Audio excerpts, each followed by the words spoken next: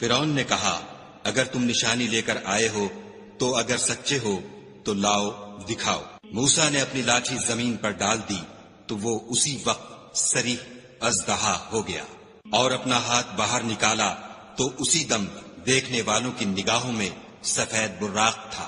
تو قوم فرعون میں جو سردار تھے وہ کہنے لگے کہ یہ بڑا علامہ جادوگر ہے، اس کا ارادہ یہ ہے کہ تم کو تمہارے ملک سے نکال دے، بھلا تمہاری کیا صلاح ہے؟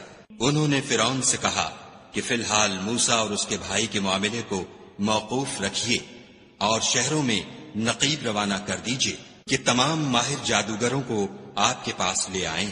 چنانچہ ایسا ہی کیا گیا، اور جادوگر فرعون کے پاس آ پہنچے اور کہنے لگے کہ اگر ہم جیت گئے تو ہمیں صلہ عطا کیا جائے۔ فرعون نے کہا ہاں ضرور، اور اس کے علاوہ تم مقربوں میں داخل کر لیے جاؤ گے۔ جب فریقین روز مقررہ پر جمع ہوئے تو جادوگروں نے کہا کہ موسیٰ یا تو تم جادو کی چیز ڈالو یا ہم ڈالتے ہیں۔ موسیٰ نے کہا تم ہی ڈالو۔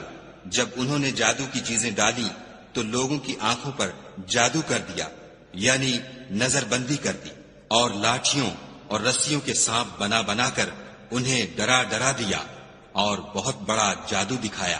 اور اس وقت ہم نے موسیٰ کی طرف وحی بھیجی کہ تم بھی اپنی لاٹھی ڈال دو۔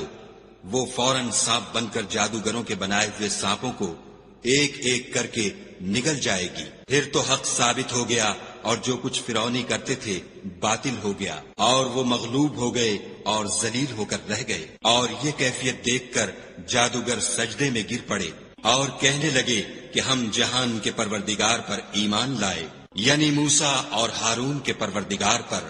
فرعون نے کہا کہ پیشتر اس کے کہ میں تمہیں اجازت دوں تم اس پر ایمان لے آئے، بے شک یہ فریب ہے جو تم نے مل کر شہر میں کیا ہے تاکہ اہل شہر کو یہاں سے نکال دو، سو ان قریب اس کا نتیجہ معلوم کر لوگے۔ میں پہلے تو تمہارے ایک طرف کے ہاتھ اور دوسری طرف کے پاؤں کاٹ دوں گا، پھر تم سب کو سولی چڑھا دوں گا۔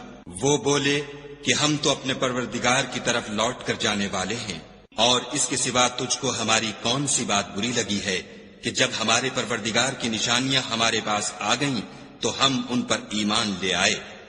اے پروردگار ہم پر صبر و استقامت کے دہانے کھول دے، اور ہمیں ماریو تو مسلمان ہی ماریو۔